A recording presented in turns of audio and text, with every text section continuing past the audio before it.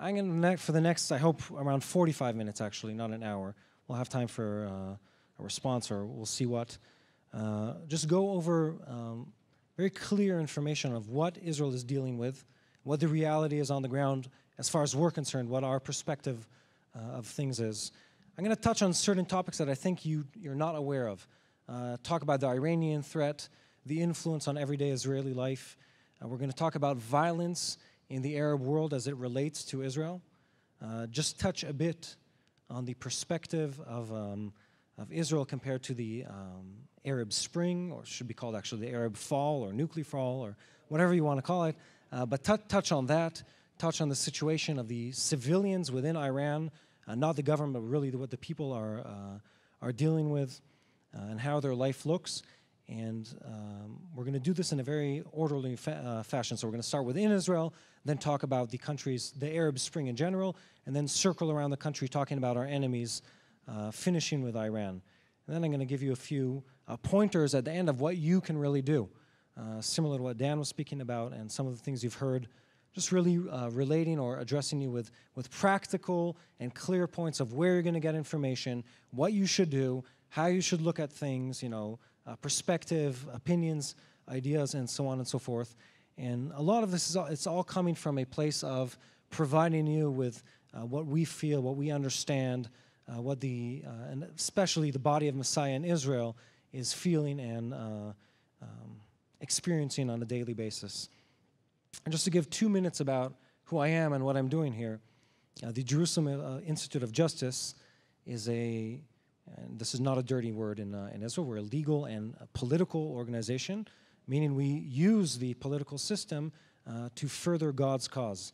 And we use the legal system to further God's cause. And our vision really is, in a nutshell, is really to promote and restore biblical justice to the state of Israel. And we do this in a very strategic manner. We examine, we find an injustice in Israeli society, be it Holocaust survivors, immigrants, prostitutes and human trafficking victims, lone soldiers, a variety of populations that are suffering for many different reasons. One, because they've inflicted themselves with their situation. Two, because the government is treating them or mistreating them. The bureaucracy doesn't recognize their unique circumstances, and so on and so forth. And we'll take that situation and really try to identify how we can truly influence on a long-lasting basis, improve their situation and predicament, and bring them from a place of suffering to a place of happiness or a better situation. And that's the way we combine. We become experts on Supreme Court appeals in Israel. I don't think there's we work closely with a law firm. I don't think there's a single legal entity in the country that has as many Supreme Court victories. We do a lot of work with the Messianic Jewish community in Israel, specifically just because they're the victims of a lot of badgering and just not cool behavior on behalf of the Ministry of Interior. I don't want to use the word persecution just because there's not violence involved, but there is, we don't receive, for the most part, the correct treatment that we deserve according to the Israeli law. And I myself am I don't know if Dan mentioned this, I'm a Messianic Jew. I am the son of a Messianic Jewish father and Messianic Jewish mother, both who came to faith in their 20s back in the late 70s, early 80s, when most of the believers in Israel came to faith. That's basically the leadership generation in the country came to faith during those years. Just 2 minutes about my vision and what motivates me in life. I said we really work hard to promote justice in the state of Israel. We look for the things that are unjust and evil and try to uproot them and go against them, change the situation so they don't exist anymore. And most of these things don't receive a response within the first 6 months. Many times not through the first even 6 years. They take a lot of planning and persistence, perseverance, and very painstaking work, a lot of which you can't report, you can't write about, you can't explain what you're doing. It just takes years of educating and working and talking and building relationships to reach that point. And I just wanted to share a verse, and I really like the verse that the verses we were hearing before. This is one of the verses that leads me in my personal life. And the reason is I am a very strong believer in God's plan to restore justice to the state of Israel. And I believe in that not because I live in the state of Israel. I believe because it's promised in the Word of God. And the reason it's promised in the Word of God is very clear. God has promised that after the judgment on the people of Israel, He will restore His justice to the people of Israel as an example to the nations of the world. And we're not there yet at all. I mean, we are scrutinized and criticized a lot internationally, a lot of which is not fair, but that's not the point. The point is we're not a righteous nation yet, but we're working towards that. And we believe that that is going to happen, like in any case in the past and throughout history, through a remnant of believers in the country of Israel. And I'm going to read 2 verses from the book of Isaiah chapter 1. It's verses 26 and 27, and just to make sure I'm not fooling you, you can follow it in your own Bibles. It says these things in again, Isaiah chapter 1, verses 26 and 27. It says, I will restore your leaders as in the days of old, your rulers as at the beginning. Afterward, you will be called the city of righteousness, the faithful city. Zion will be delivered with justice, her penitent ones with righteousness. And what basically means is that an unjust kingdom, this is not a spiritual notion, this is a very practical, very real, very physical and carnal situation. This unjust kingdom will become a just kingdom. Now today it's not called kingdom, it's called state, and the king is actually a prime minister, a president, and the rulers are still rulers. They just have different names. They're ministers in the government, and the judges are judges. They're the real judges in the real courthouses in the real Jerusalem. And that is what the Bible talks about. And just so we're all, talking about the same game, same rules, God is not talking about something in the spiritual. He's talking about something practical happening in a real place with real people, truly, really in every possible way, restoring His justice in people, which means the judges will rule according to God's law, and the rulers of the nation, the appointed rulers, will rule according to God's ethical commandments, according to the guidelines of His heart, not the heart of man or flesh. That's what the Bible promises us, and that's really more than anything what motivates me on a day-to-day basis is really seeing that restored in the state of Israel. And through that, the state of Israel becoming really a beacon of light, and this is not by choice, this is by God's grace for the people of Israel to be an example for what God's work can do in a people, what God's work can do in a real state, how it can transform a people. It's happened in the past, it's going to happen again. Transform a real people into God's image, and other people in the world will be able to really rally around that image, that beacon of truth and righteousness and godliness, and follow that. That is our vision. I really get excited about that and moved about that. And I just want to say before we really hit the hard topics, we have a booth over there.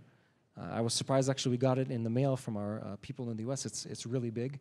But if you want to sign up to our newsletter later on and hear about our work and how you can get involved, receive a lot of information, which I'll share slightly about later, we're really involved in academic research about justice and righteousness and human rights around the world, and especially in the Arab world.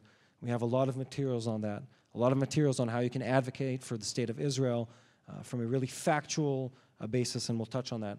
And come see us at the booth after this message or throughout the day. We're selling some stuff, some really cool and inspired worship CDs from Israel. You can sign up for a newsletter or just come and talk. So we are going to talk about Israel's neighbors, the people around us, the people amongst us, mostly speaking about the enemies more than the friends because we don't really have many friends, as I can tell you've noticed. So we're going to start within the state of Israel. Unlike most countries in the world, we really have a large presence of enemies within our country. Some of them are open enemies. Some of them just live in a conflict of interest with their, the ethnic background and their religious background, and we'll touch on that. One, the Gaza Strip, just to give you a very brief background. 2005, what happened? The disengagement, which is what I was looking for. We left the Gaza Strip. We had a very small number of settlers and a very large, surrounded by a huge number of Palestinian Muslims living around them, roughly, let's say, 1.5 million compared to under 10,000 Jews. We had a massive military presence within the Gaza Strip. I was there. I can tell you firsthand it was absolutely, did not make sense on the military level at all. So we left the Gaza Strip. Shortly after, the Hamas government won the elections in the national, this is very important, in the national Palestinian elections, not the Gaza Strip elections. Hamas actually, till this day, is the winner of the Palestinian elections. So Abu Mazen, Mahmoud Abbas, the leader of the Palestinian Authority, is not the elected leader of the Palestinian people. He is the loser of their elective system, just so we all know this. The Hamas won the elections, the general elections, and they won the majority. And after which, I'm not going to go into the entire history, PLO, the PA, Palestinian Authority, formerly known as the PLO, Palestinian Liberation Organization, founded by Yasser Arafat, no longer exists in the Gaza Strip for many reasons, predominantly the fact that they were disgustingly corrupt. They stole from their people for many, many years, and their people overthrew them. They did not want anything to do with them anymore. More than anything, that is the reason. So today, the Gaza Strip is dominated, is governed by the Hamas, which has instilled Sharia law, or a version of Sharia law, Muslim law, within the Gaza Strip. There's a large number of terrorist activity. The vast majority, and I'm just throwing out a lot of information, the vast majority of people in the Gaza Strip live off foreign aid, be it European or American support to their government institutes, which basically pays for a good quarter of the jobs in the Gaza Strip.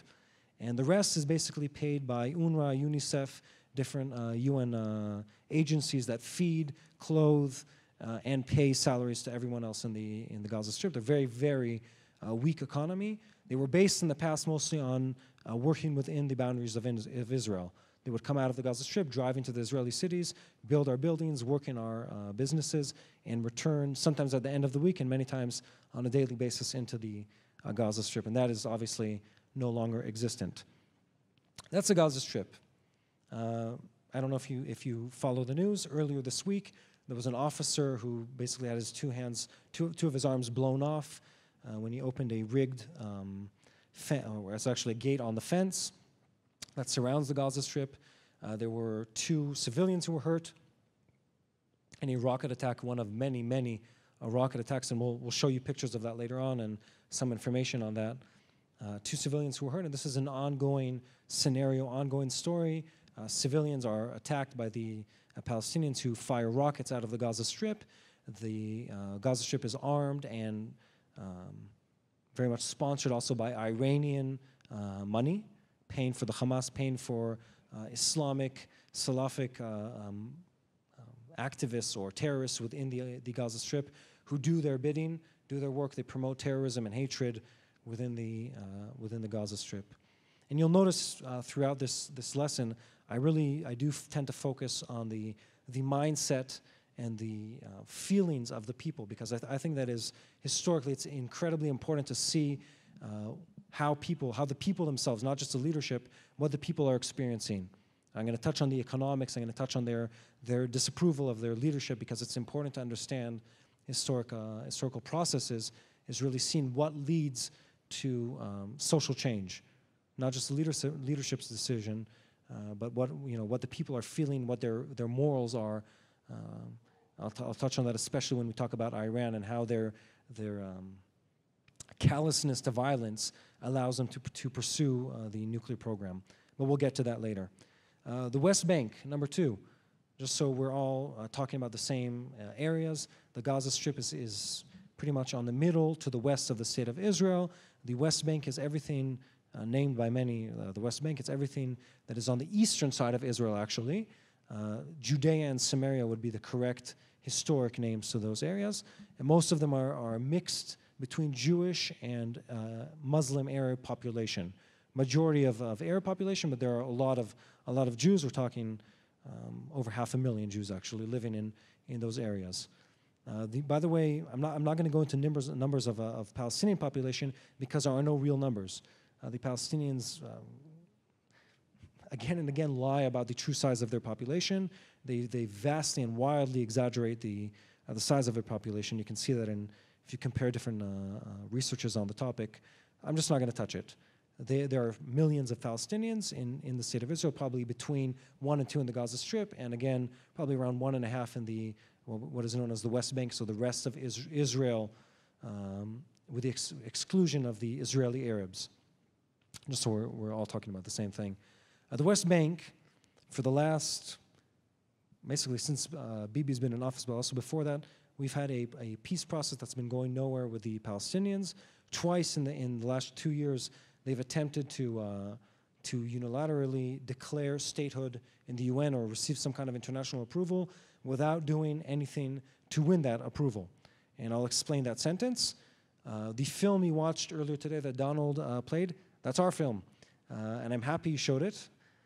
We created that film a year and a half ago. We had a demonstration in New York. We had around 3,500 demonstrators, possibly more than that actually, outside of the UN headquarters in New York, demonstrating the Durban Convention. Long story short, it was the international community, again, using the UN structure to really attack and blame Israel for a whole lot of things that never really happened. The Palestinians were going to ride on that wave of hatred and anti-Semitism and anti-Zionism, ride that wave all the way into the General Assembly of the UN and try to win approval. They didn't, mostly because of the fact that America boycotted or vetoed the decision. That was the main reason, and thank you for doing that. It means a lot to us, and we'll touch on the American-Israeli relationship later on.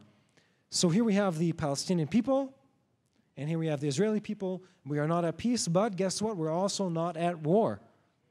We're just there, and they're there, and we haven't really been doing anything about it for quite a while.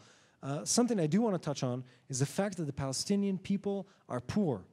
How poor? Poor enough for them to go out and demonstrate in the last couple months. It's what they're calling the Palestinian Arab Spring. They're demonstrating against their government for the state of impoverishment and unemployment and complete poverty and terrible economy that they have. And they're really dependent on the Israeli economy, and the work of their government has really prevented a lot of that financial cooperation that used to exist. Most Israelis want to have a peace agreement with the Palestinians. Most Palestinians want to have some kind of understanding with the Israelis. And most leadership on either side doesn't want to make any consents to lead in that direction. In fact, I would say most Israelis and Palestinians today would state that they believe peace is not feasible within this generation. We're going to have to wait till the next generation to even start seriously talking about it.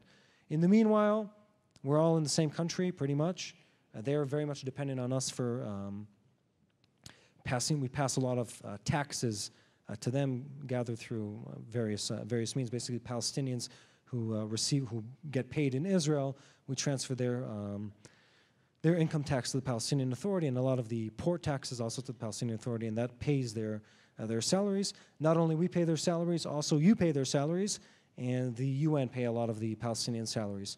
So much so that all it takes is for the US to say for 1 month, we're not passing any money, and they're unable to make payroll, which has happened every month in the last 2 months. They've been unable to make the full payroll on time within the Palestinian Authority.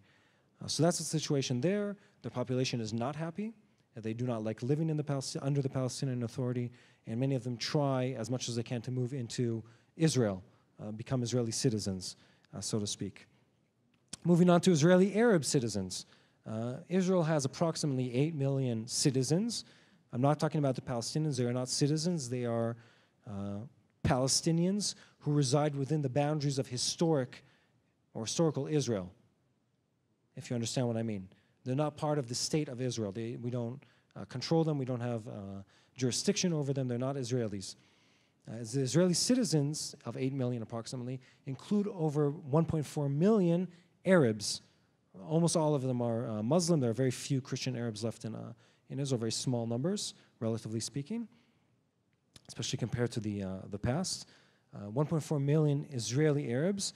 Most of them live in peace with the state of Israel. Most of them, they don't serve in the army, naturally, but they do pay their taxes, they do receive government services, honestly not to the same level the Jewish citizens of the state, but there's a whole historic and cultural problem there, but I'm not going to go into that. But really, it's a somewhat peaceful understanding between the Arabs and the Jews in Israel, of the citizens of Israel, as much as you could, having them live in a Zionist and Jewish democracy. So they do vote. They have members of Knesset, most of which deny the right of the state of Israel to exist, but yet we pay them a government salary and a government pension. In fact, we still pay a pension to this day to a member of Knesset who was convicted. He was found to have assisted the enemy during a time of war. He helped the Hezbollah during the Second Lebanon War and fled the country when they were onto him. He still receives a government salary. So Israel is a very inclusive democracy, painfully so at times. But just so you know that. Just to talk about Israeli-Arab terrorism, we have had, this is after 2001, several cases where the terrorist organizations have recruited Israeli or Arab-Israeli citizens, mostly from Eastern Jerusalem, and they use them to execute terrorist attacks because of their inability to get into Israeli population, basically into major Israeli metropolitans. So they've used Israeli Arabs who work in Israel and obviously can move freely, use them to have terrorist attacks. Many of them have been, or several, for instance, have been tractor attacks, like a bulldozer just driving through a city, running over cars and people, and so on and so forth. But that is something we've had to deal with. In 2002, or 2001 actually, there were riots within the Israeli Arab community. There were over a dozen Arabs who were killed in those riots. After that, there was a huge number of internal investigations and so on and so forth. We've really restored the relationship since then, and for the most part, they are a minority in the country where we do live, for the most part, again, in peace and in understanding with them, with the Israeli population. That's internally. And just one sentence about foreign influence in Israel. Not only does the Palestinian Authority receive aid from other countries, many nonprofits in Israel, too many nonprofits in Israel, receive foreign aid that is not aimed at bettering Israel. And on the contrary, it's aimed at promoting an agenda that is negative, contrary to the benefit of the Israeli public. For the most part, it's an extreme leftist, extreme liberal agenda that denies the right of the Israeli state to exist. And I mention this because it's important, because it's a lot of money, and it fuels a lot of the law cases against the state. A lot of the Supreme Court appeals that are coming from that direction are financed by the Belgian government, by Norwegian governments. It's countries that have been corrupted by ultra-liberalism, and they're unable to even, I don't know how they dare intervene in a different country's internal affairs, but they do. And we've had a lot of this internal discussion in the country about that topic, but it still happens. In fact, we've recently realized we were the only organization within the state of Israel that provides human rights-related pro bono legal aid that is not an extreme leftist organization. The only one in the state of Israel. And there are dozens that do provide free aid to anyone who's not an Israeli. Illegal immigrants, migrant workers, Palestinian, anything, as long as they're not an Israeli citizen. But that's something we have to deal with, and we do. But it is part of it. I want to take like 2 minutes to just go over the Arab Spring, and it's not really a spring. That's why it's written that way. But anyway, I want to just go over so you see how wide the scope of this phenomenon is. And it's sort of hard to see the letters, so I'm gonna read it out. The dark blue one is revolution. The maroon color is civil war.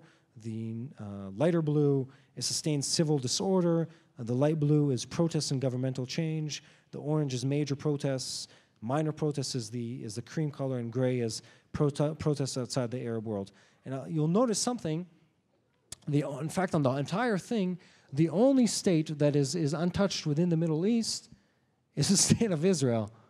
And it's quite interesting. Obviously, we're not part of the Arab world, but just so you see how they've been touched by every single country in the Arab world has been touched by violence, has been touched by civil war, or they've overthrown their government. And for the most part, the result has not been very positive. And we'll get to talking about our close neighbors. We really don't have the time to talk about everyone. But the countries that have overthrown their government are still dealing with a huge amount of internal domestic terrorism, one faction fighting the other, a complete lack of human rights, of terrible violation of women's rights, obviously no democratic elections or anything like that. But just so you understand the mess that the Middle East is in, and within all that, the one you're going to hear about the most is Israel. We really haven't had anything to do with the Arab Spring, unless you ask Assad or Mubarak, who blame us for everything that happened in their country. But besides those two people, we really have had very little contact or interface with the Arab Spring, with one exception, which I will touch on later on when I talk about the influences on Israeli society. And we're going to talk about Sudan and Egypt, how we're dealing with their mess. But that's later to come in this presentation. So just so you see, keep that image in your mind. So the entire Middle East has been touched and, put in this huge upheaval and war state of conflict internally. So everything's been a big mess for quite a while, which really relates to how our neighbors are faring and how our border situation has been. So let's get our hands dirty. We're going to talk about our neighbors. We're just going to do the circuit around the state of Israel, starting from the north and doing, counterclockwise, coming around, and then I'm going to point out a few phenomenons or ongoing systematic diseases within the Arab world. I think this is information that is important for you as Americans to be aware of. For instance, we're going to touch the question of violence in the Arab world and how the media completely ignores, you heard about this yesterday, ignore the ongoing massacres, genocides, and civil wars going on in all these Arab countries that no one ever hears about, and no one does anything about. I mean, we say this, and I'm actually happy it's this way. All it takes is for one Arab child to be injured in Israel, and you in America will hear about it in CNN. You could have 150 people shot, executed, gang style in the street of some city in Syria. You're never going to hear about it. You could have people. I'm just giving you the comparison because I want people to keep this in mind. We're not just talking about Israel. We're talking about what's happening in the Middle East. And when I'm going to wrap everything up and relate to how you can take part in this.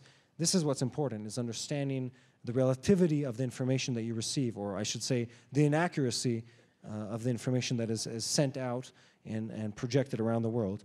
So let's start with Lebanon. Lebanon is a small state. It is on the coast of the Mediterranean. It does not have a stable government.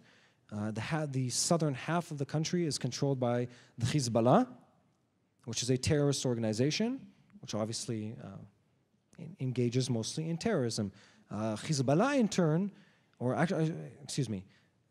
Lebanon as a government has been controlled historically for the last basically 50 years, has had a huge amount of Syrian influence on their government, so much so that the Syrians probably killed their previous prime minister, or their, whatever he was, president. I'm not sure I can't remember what their system is, but they to the point where they assassinate and kidnap people on the streets of Lebanon. There's a lot of relationship there. There's a very strong connection that goes from east to west throughout those countries. Basically, it's Iran into Syria into Lebanon. So basically, Lebanon is the third one downwind from Iran, but they still receive a lot of Iranian influence and support and training, to the point where their officers are trained and equipped in Iran. They fly from southern Lebanon to Iran. They receive training there, and so on and so forth. That's Lebanon. The Hezbollah, as usual, every summer they threaten to wage war against the state of Israel, as has happened many times in the past. They are armed to the teeth. They are very militant. They're ready to sacrifice their lives in the cause of destroying the state of Israel, and they're heavily funded by their brothers in Iran. Anyway, that's reality. We deal with that on an ongoing basis, but it's always in the, our almost most immediate enemy in our neighborhood is really the Lebanese, or it's actually the Hezbollah.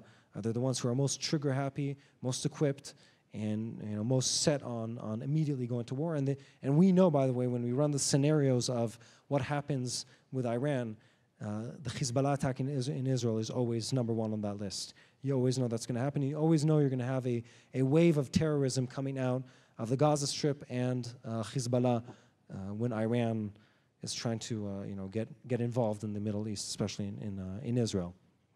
That's Lebanon. Egypt recently disposed of their leader, their leader-elect of the last many years, Mubarak. They've had enough with him. They put him in prison, so on and so forth. And they went to elections, and guess who was chosen surprisingly was the Muslim Brotherhood. But the country, which was very much a military dictatorship till now, is still controlled to some extent by the military regime, which are maintaining a balance of power, or sort of a power struggle with the elected Muslim Brotherhood government in the country. That's one thing. How does that relate to Israel? It's interesting to find out that we're really suffering because of that situation.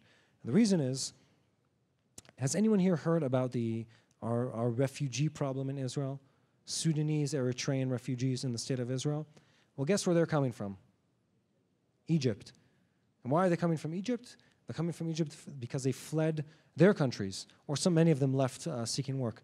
But what's happening to them on the way, because of the lack of government in Egypt, is that the vast majority of these people are being kidnapped, tortured, and held ransom in the Sinai Peninsula, which, for those of you who don't know, is the connecting piece of land between proper Egypt and the state of Israel. They kidnap them, the Bedouins, and this is all done with the full knowledge and control of the Egyptian government. They're kidnapped, they're held ransom for tens of thousands of dollars. Many of them are murdered, raped continuously, and then they flee into Israel, the ones who at least make it alive. After their families back in their country of origin have paid huge ransoms to free them from captivity. This is something, by the way, that appears extensively appears in the last TIPS report, if any of you are familiar with it. It's the Department of State's report called Trafficking in Persons, American Department of State. And this is extensively discussed. They actually had a whole panel on this topic talking about why the Egyptians are doing nothing to stop this atrocity taking place under their land. And interestingly, on the Israeli link of it, they're saying, well, we have a peace agreement with Israel, which is true. And we're not allowed to enter more military forces into the Sinai Peninsula, which is true. What they omit from that statement is that Israel has several times said, please bring your army in so you can take care of this problem. Because we do not feel comfortable with the fact that you have people tortured right across the border from us. People are being shot and murdered, and even the Egyptian soldiers are shooting automatic weapons, shooting the people as they try to cross into the state of Israel. And I'm not going to, we'll get to the Israeli part of that later on, but this is the biggest problem with Egypt right now. We're at the moment not fearing them throwing away or trashing the peace agreement. They don't really have an interest to, and the reason is called the US dollar. They receive extensive financial support from the US government as a result of the peace agreement with Israel. You all know this, right? That every American foreign policy is always accompanied by the American foreign support, foreign aid, and we'll touch how that involves Israel later on. But the Egyptians too are the recipients of extensive, several $1 billion a year of American aid. Most of it goes, by the way, to the Egyptian army, selling them equipment. It's sort of, we give them money, or the Americans give them money so they can buy American products such as tanks, helicopters, guns, helmets, and socks. Whatever. Whatever they want to buy. That's Egypt. Next one in line, Jordan. And now, just to give you the background, Jordan is another one, and we'll talk about the minorities, another one of the minority-ruled countries in the Middle East, which are a result of basically the British notions of leadership, of minority rule from a century ago that are still leaving their mark on the Middle East. So the Jordanians are ruled by a small minority. This minority is named the Hashemite family, or now known as the royal Hashemite family. Actually, a Bedouin tribe named the Hashemites, they're in control of part of the countries of the Middle East. they have a majority in the state of Palestinians in Jordan. So large, in fact, that they won't even disclose how big the majority is for fear of the majority overthrowing the minority from ruling the country, which is what is happening in Syria right now, by the way. And they've had problems with that in the past. If anyone's familiar with Black September, previous King Hussein had to deal with a wave of terrorism from the Palestinian people, which resulted in the expulsion of tens of thousands of them and the death of almost, I don't want to throw out numbers, thousands of Palestinians in Jordan back in the 80s. So the Jordanians have had a lot of, let's call it, sounds of uprisal in the country, and they've quickly taken care of them and removed them to the point that they're not really suffering from that. But the way it affects Israel is they are very cautious about saying anything supportive of the state of Israel, and it's been this way for several years because of their very strong Palestinian majority in the country. So anyway, I'm not going to go into their whole system, but they have to be very careful about what they can say and how they can cooperate. So it's taking down our warm peace agreement down to a very cold and distant friendship. Syria, this is interesting. Syria has a huge amount of casualties. How big? Above 70,000. Huge number of casualties. They are butchering their own people. They are killing them in the hundreds, sometimes a day. They've had armed militias just showing no mercy at all. Just they've been bombing cities. They've been using artillery, tanks against their own people. It's really a very ugly and painful situation, and it hurts me personally to know that exists right across the border, and we can do nothing about it. The international community has been, they couldn't care less. The main reason would be that there's nothing worthwhile in Syria. There's no oil, there are no natural resources. They're just a poor country in the middle of the Middle East, and no one cares. How much does no one care? To the point where there have been well over 250,000 of refugees who fled into Turkey. They've been bombed in Turkey by the Syrians. The Turks have obviously retaliated, but it's just this insane situation of a country being torn into pieces, being murdered by its own leadership it's been 2 years, and no one has done anything at all. That's Syria. That's our neighbor from up north. By the way, they too receive a huge amount of Iranian support. They're basically the go-getters for the Iranians on the Israeli border. They have been that way for many, many years. They're supported by them financially. They're supported by them on a leadership level. And today, even on a military level, there are Iranian soldiers from the Presidential Guard inside Syria killing Syrians. So that's how close of a tie it is.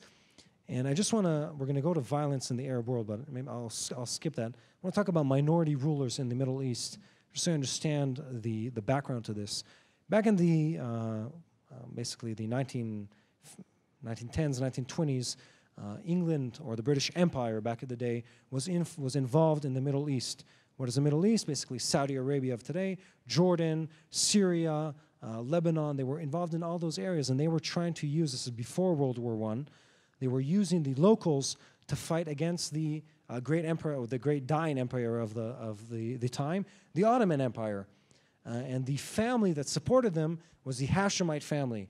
And in return for that, they received governance. They received the ruling power over vast areas of land, huge deserts. And in many cases, they're minority controlling a majority, such as the case in Jordan, Saudi Arabia. Lebanon's a different story.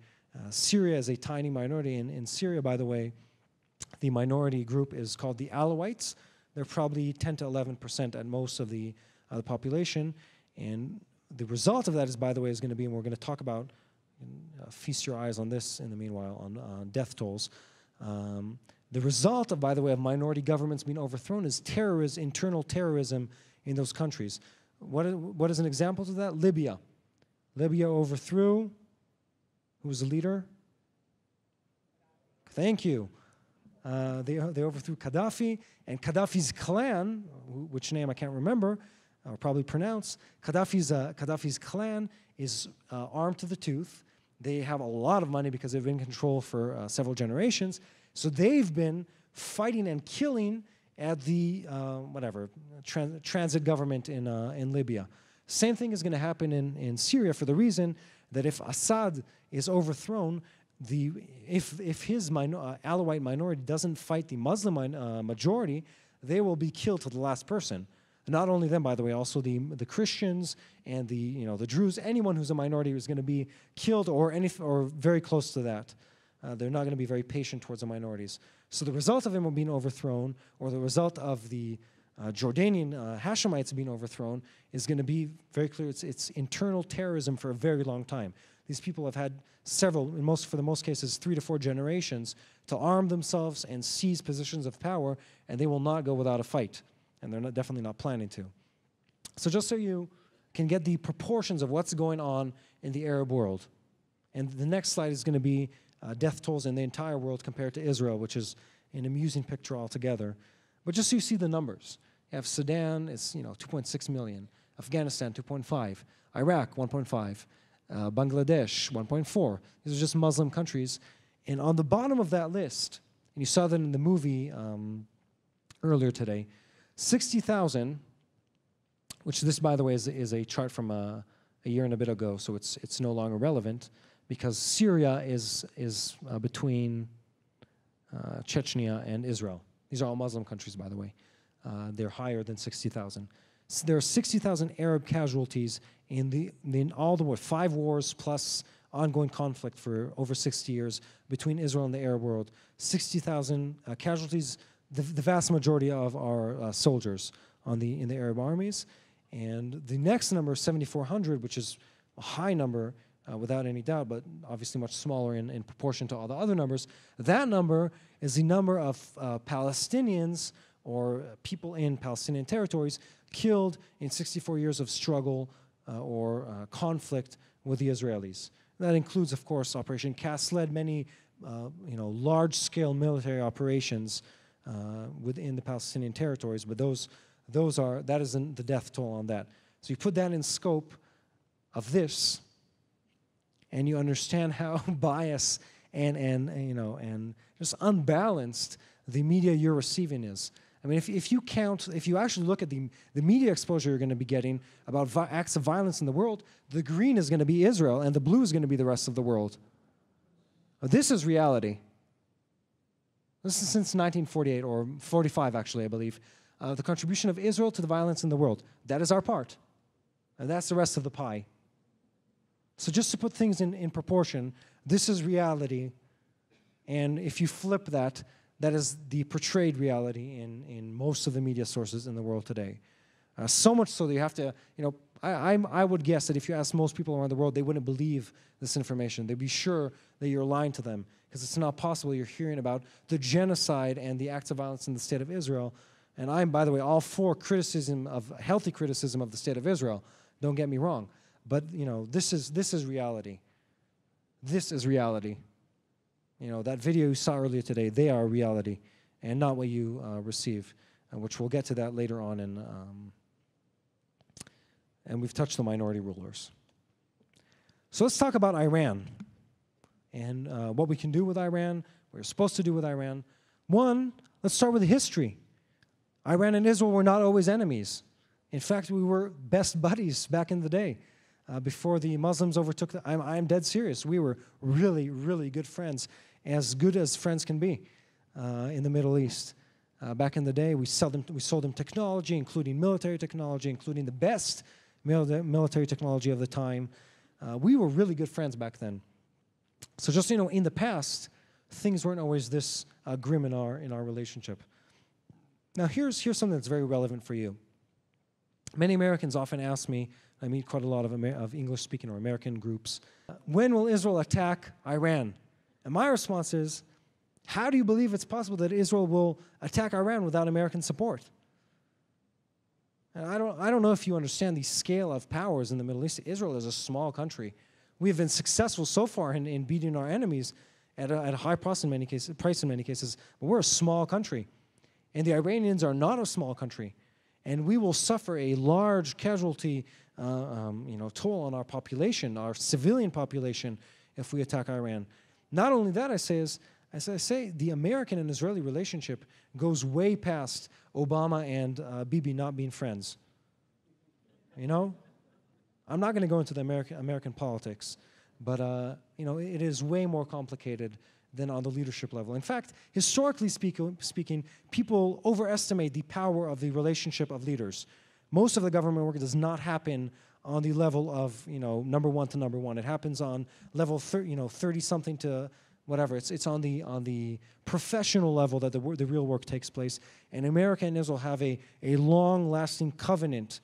Financially speaking, on the defense level, even emotionally, there is a very strong bond between the American people and the Israeli people, and that still exists in the American government. It has not gone away. And that is something we need to keep in mind. And not to mention, of course, the love that Israel receives from the very strong Christian caucus within American society, which is totally pro-Israeli and influences the American governing system in a way that we are very thankful for. There's a lot of power and impact behind that love of Israel in American society.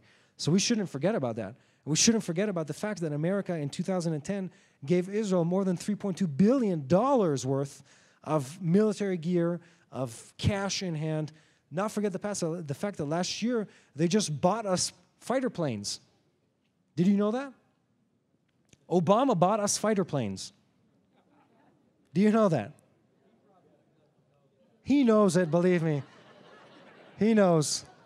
But just so you understand that the picture, I'm against this very black and white portrayal of the Israeli-American relationship. Obama does not have to be BFFs with Bibi for our nation's relationship to continue. The point is there is a long-lasting relationship also in the government institutes between America and Israel. And we shouldn't forget that the Americans are committed to Israel financially and committed to Israel on the military level. And that's why my personal belief is, and I'm not going to say more about this, I don't believe that Israel will enter a military strike or preemptive strike against Iran without America, at the minimum, being behind the scenes involved in it. Because I don't think we would venture out unless something very extreme happens and Obama's, he's voted into office. I don't know, they'd really have to go AWOL for them for us not to do something in cooperation with them. At least guarantee the second wave of the aerial strike, something. I don't see us doing it without even consulting the Americans. I don't see that happening. And I do a lot of media work. Actually, I'd say 30% of my work is probably in the media in Israel, newspapers and journalism and so on and so forth. And I know how these things work in politics. And a lot of this was almost a charade between, it was a facade that they were creating for the international community. Basically, Bibi and Barak saying, we're going crazy here. We're going to kill the Iranians. And Obama's administration saying, half as a joke, but they were really saying this publicly. Oh, help us hold back. The Israelis are about to go crazy and attack the Iranians. And then the international community responding, and I'm thankful for them doing that because it really has been working.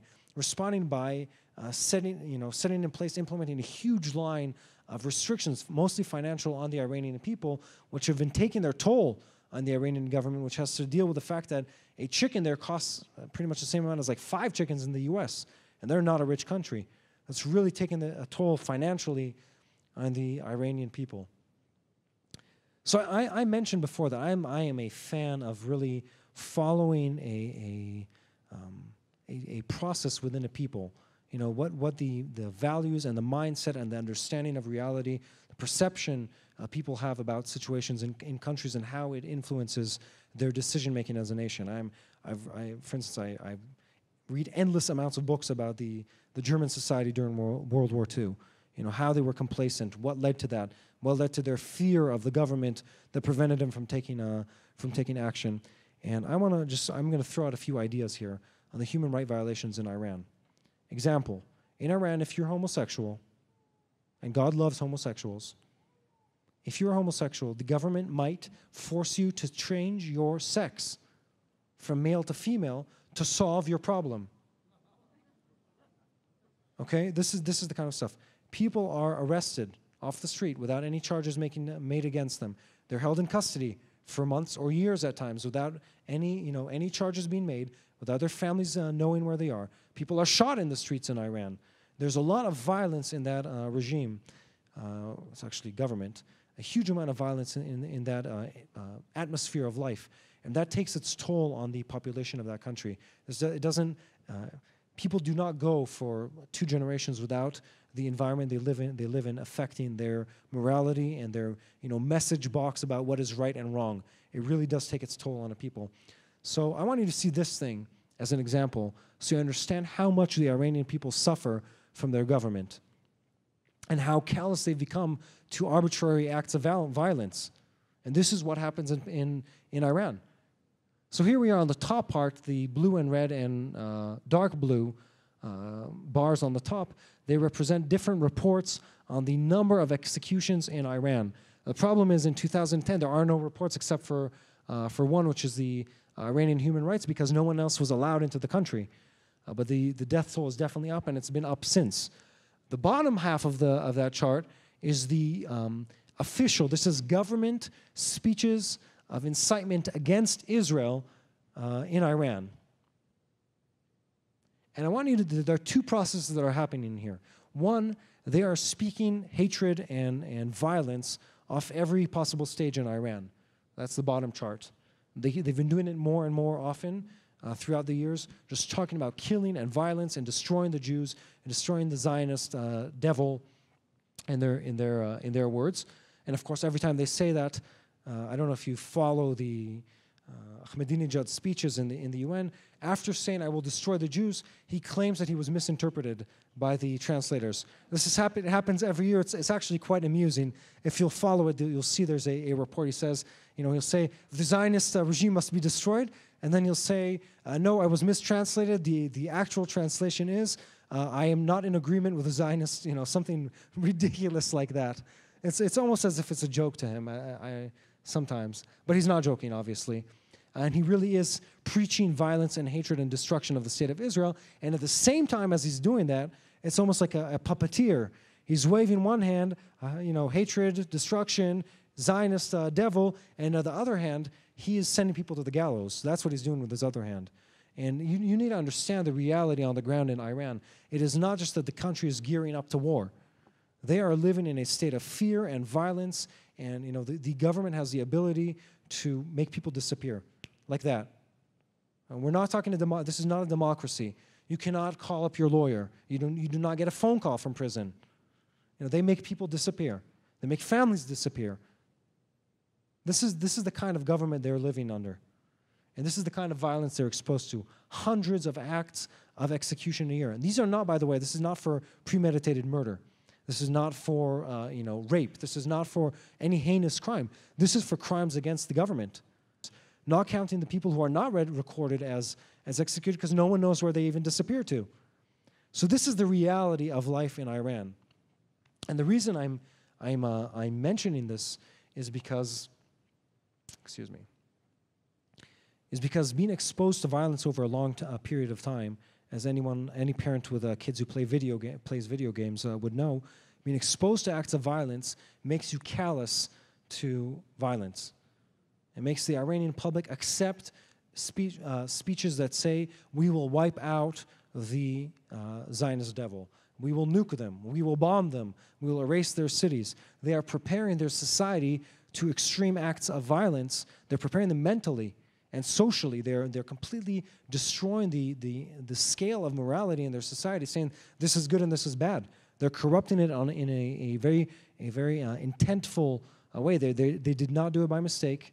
It is not, it didn't just happen. They don't just enjoy speaking against Israel. They're preparing their society for the planned destruction of the state of Israel. And I'm not going to go into biblical prophecy, but we know they're going to try. So just so you understand the process going on, and the Iranian people have been exposed for decades to violence within their society. By the way, they're not just violent and hateful towards the Jews. They're violent and hateful also towards the Kurds. They're violent and hateful towards the Christians. They're violent and hateful towards anyone who is not Ahmadinejad or, the close friend of one of the people in leadership. They are not a peaceful people. They've become a people of hatred and destruction. and that is setting up that attack, that act of aggression towards the people of Israel.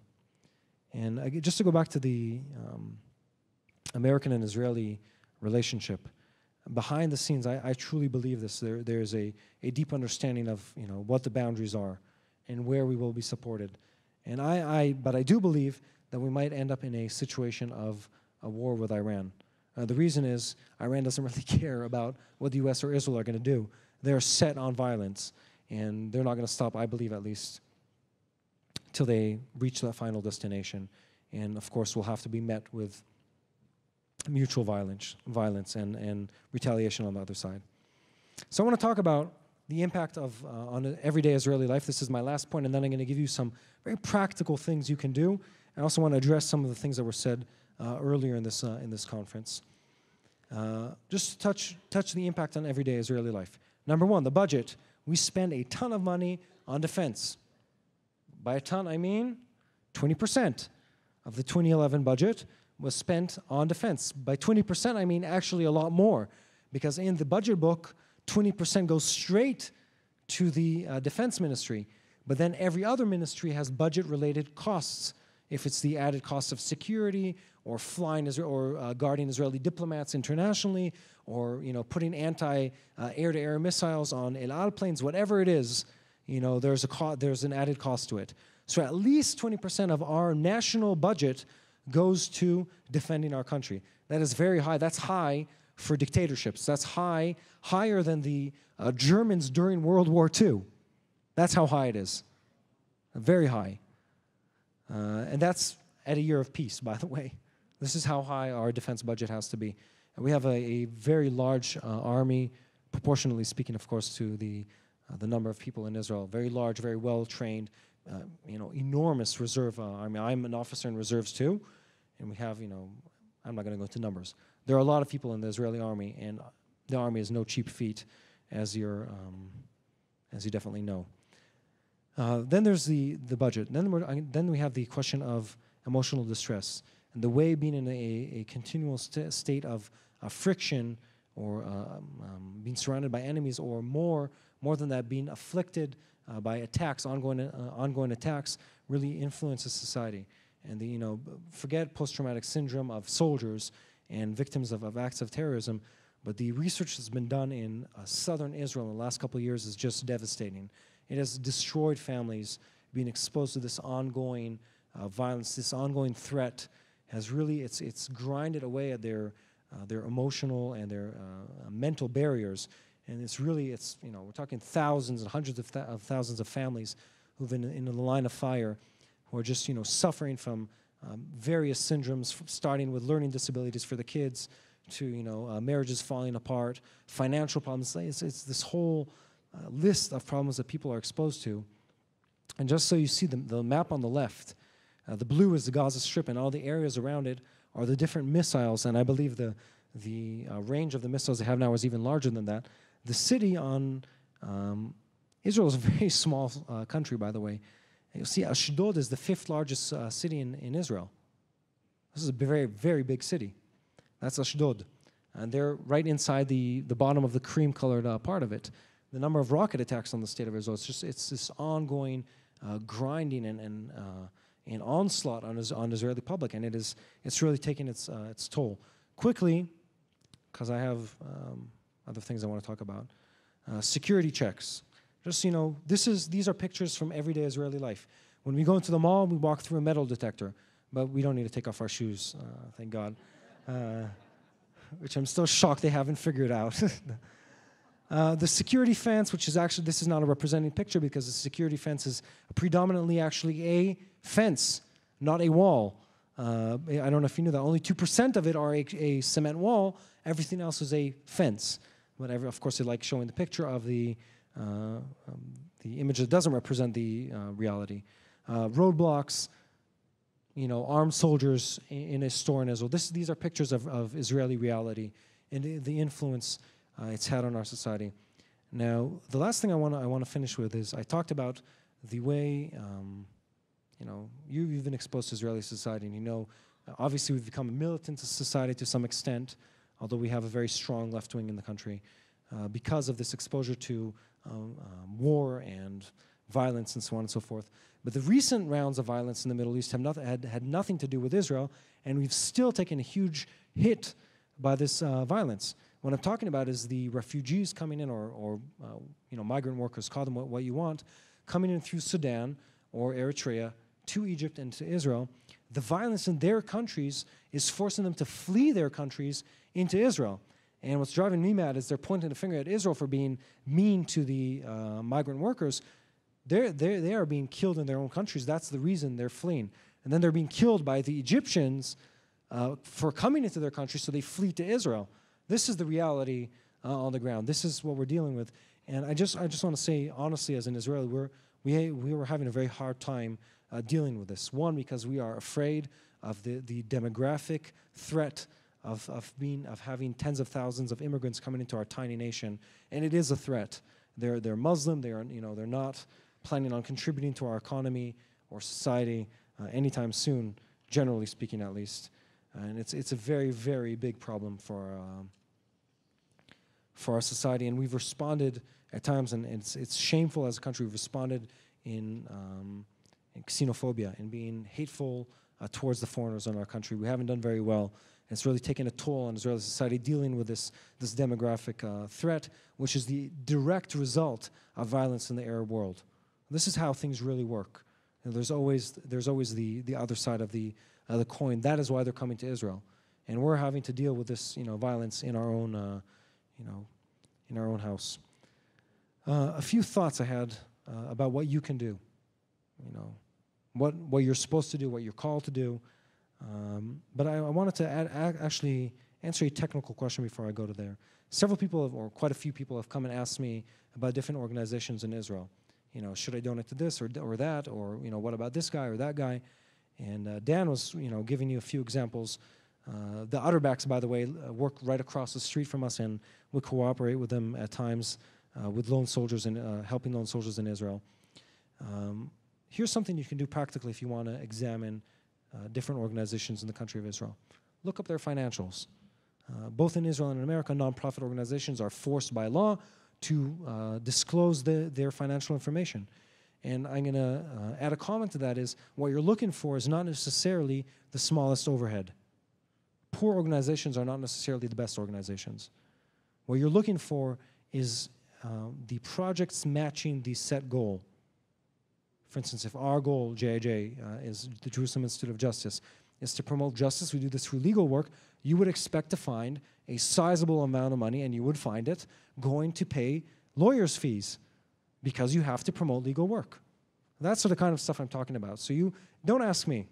There are a lot of people working in Israel, and it is not my business if they're doing a good job or not. It's the Lord's business, and it's going to be their business in front of the Lord. But if you want to choose, if you want to be good stewards of what's been invested in you, in your hands, look up their financials. And if they haven't advertised them, email them and say, if you're planning on giving X% of your income in a year to some organization, ask them for their financials, and they should disclose them. And I know in America there are several organizations that will basically give a stamp of approval to a nonprofit or an NGO and say, these guys are actually doing a good job with the money that's in their hands. And there are different criteria that you can look at, but you can look at the financials. Anyone here can look at a expense sheet and see where the money is going. And if 50% of it is going to fundraising, it's not a very good use of the money. You can just follow. Look for the set goal and then the expense. Now, here's what you can do practically. I want to say first that Israel is not perfect. We're not a perfect state. We're not a perfect nation. We're not a perfect people. And God didn't choose us or fall in love with the idea of Israel because we were perfect and easy. And so I think the first thing you need to do is abandon that idea of this perfect entity. It doesn't exist. It's not there. And what you need to do, and this is item number one, or bullet point number one, is find the truth. And the reason I'm saying this is you need to find the truth in a world of relative facts. Example, the truth of God is a very black and white thing. There's good, there's evil, there's white, there's black, there's yes, there's no. And you go into the political sphere, there is no black and white. It's all gray. It's just varying shades of gray. And you go into the media, it's all shades of gray. So you need to be able to pinpoint the truth and the reality in that world. And again, if you sign up to our newsletter later on, we send out a good amount of information about what's really happening in Israel. And if you're looking for media sources, look for sources that have firsthand access to original materials in Hebrew.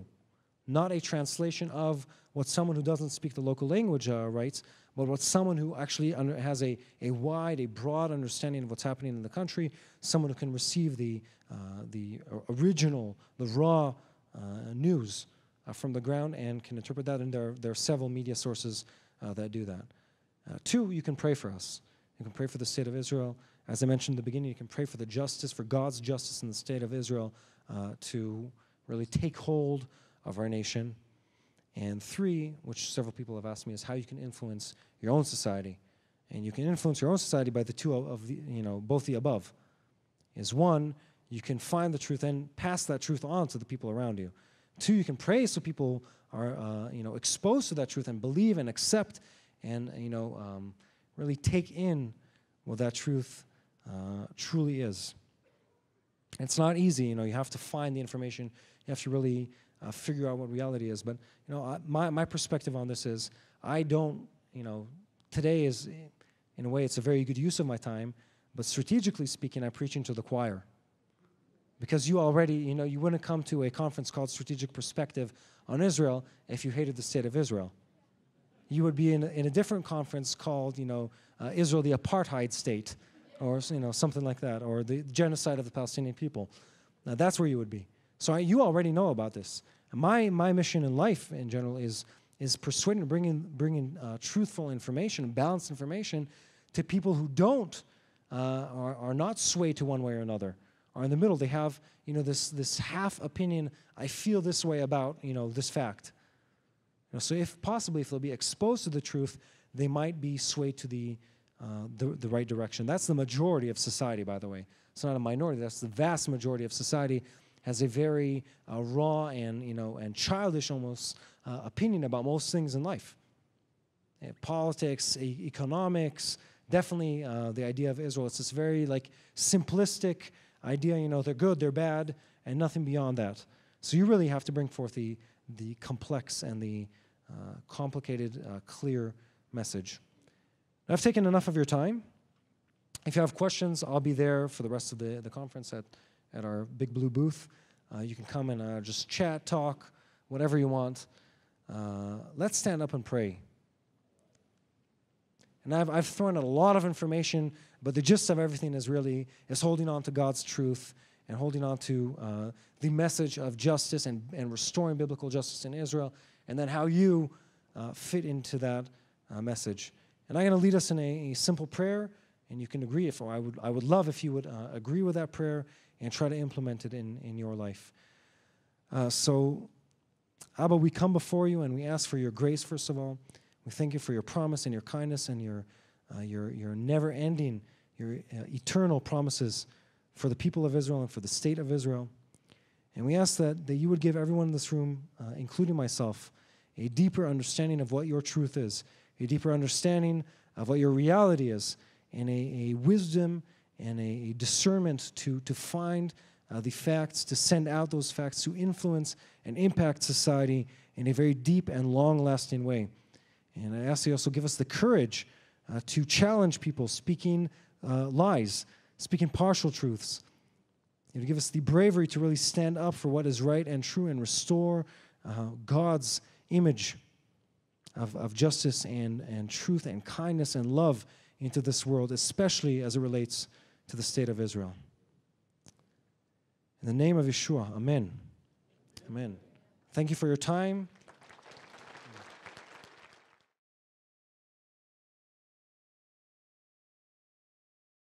The faithful city, Zion, will be delivered with justice, her penitent ones with righteousness. And what basically means is that an unjust kingdom, this is not a spiritual notion, this is a very practical, very real, very physical and carnal situation. This unjust kingdom will become a just kingdom. Now today it's not called kingdom, it's called state, and the king is actually a prime minister, a president, and the rulers are still rulers. They just have different names. They're ministers in the government, and the judges are judges. They're the real judges in the real courthouses in the real Jerusalem. And that is what the Bible talks about.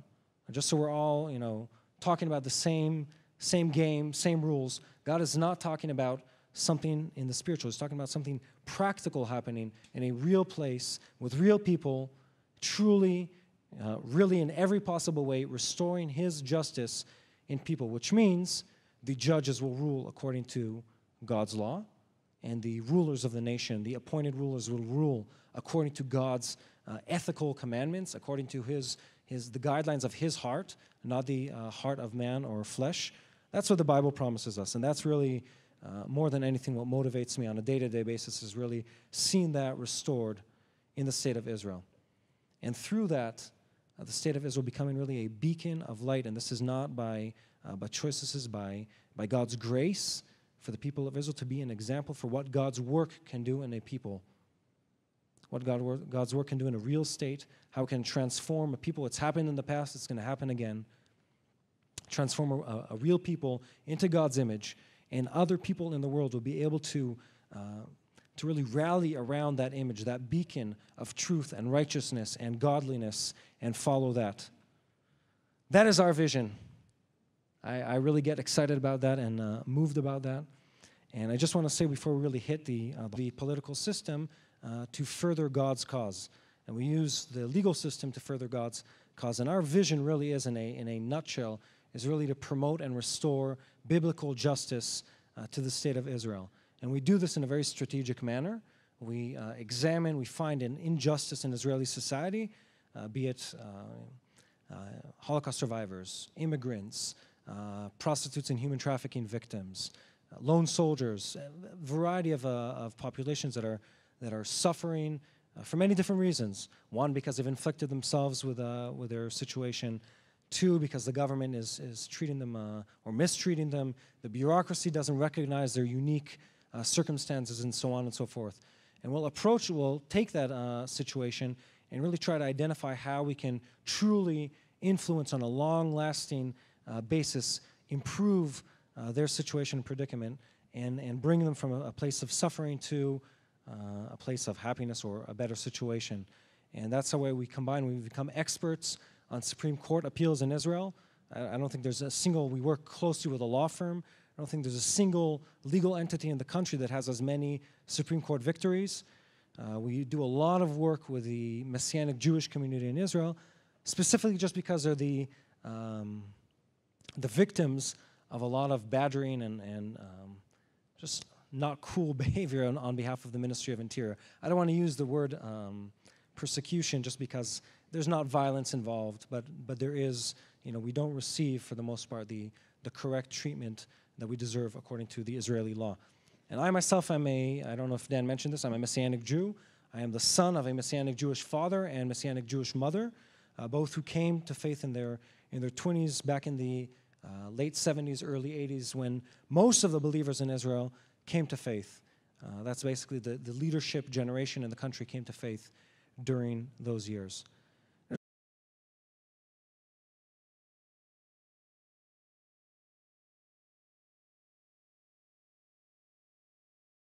I'm going to, for the next, I hope, around 45 minutes, actually, not an hour. We'll have time for a response, or we'll see what.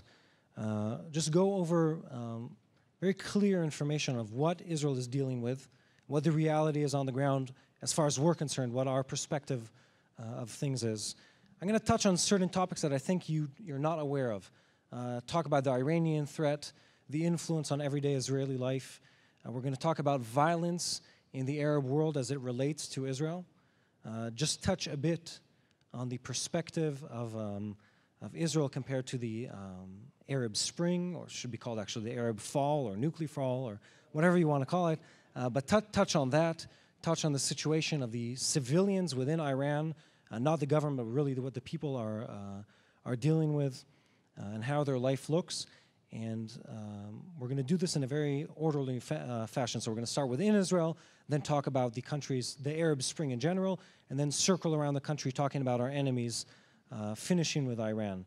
And then I'm going to give you a few pointers at the end of what you can really do, similar to what Dan was speaking about and some of the things you've heard, just really relating or addressing you with practical and clear points of where you're going to get information, what you should do, how you should look at things, perspective, opinions, ideas, and so on and so forth. And a lot of this it's all coming from a place of providing you with what we feel, what we understand, what and especially the body of Messiah in Israel is feeling and experiencing on a daily basis. And just to give 2 minutes about who I am and what I'm doing here, the Jerusalem Institute of Justice is and this is not a dirty word in Israel, we're a legal and a political organization, meaning we use hard topics. We have a booth over there. I was surprised, actually, we got it in the mail from our people in the U.S. It's really big.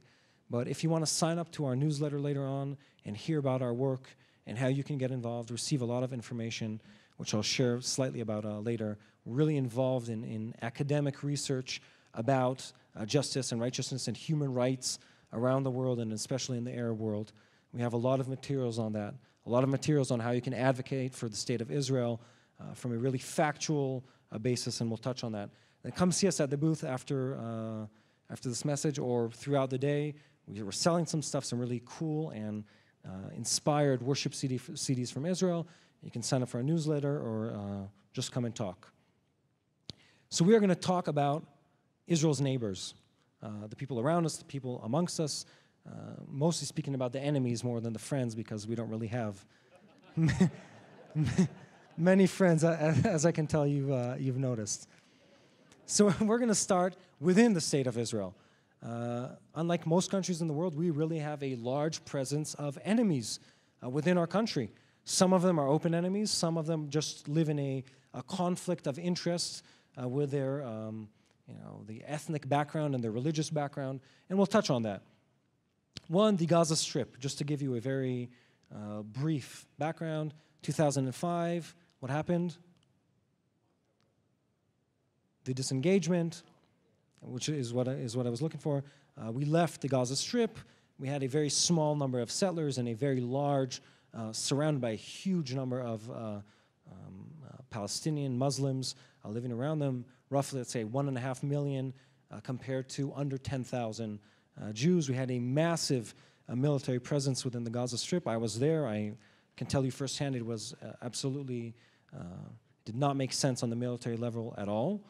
So we left the Gaza Strip. Just 2 minutes about my vision and what motivates me in life. I said we really work hard to promote justice in the state of Israel. We look for the things that are unjust and evil and try to uproot them and go against them, change the situation so they don't exist anymore. And most of these things don't receive a response within the first 6 months. Many times not through the first even 6 years. They take a lot of planning and persistence, perseverance, and very painstaking work, a lot of which you can't report, you can't write about, you can't explain what you're doing. It just takes years of educating and working and talking and building relationships to reach that point. And I just wanted to share a verse, and I really like the verse that the verses we were hearing before. This is one of the verses that leads me in my personal life. And the reason is I am a very strong believer in God's plan to restore justice to the state of Israel. And I believe in that not because I live in the state of Israel. I believe because it's promised in the Word of God. And the reason it's promised in the Word of God is very clear. God has promised that after the judgment on the people of Israel, He will restore His justice to the people of Israel as an example to the nations of the world. And we're not there yet at all. I mean, we are scrutinized and criticized a lot internationally, a lot of which is not fair, but that's not the point. The point is we're not a righteous nation yet, but we're working towards that. And we believe that is going to happen, like in any case in the past and throughout history, through a remnant of believers in the country of Israel. And I'm going to read 2 verses from the book of Isaiah chapter 1. It's verses 26 and 27, and just to make sure I'm not fooling you, you can follow it in your own Bibles. It says these things in again, Isaiah chapter 1, verses 26 and 27. It says, I will restore your leaders as in the days of old, your rulers as at the beginning. Afterward, you will be called the city of righteousness,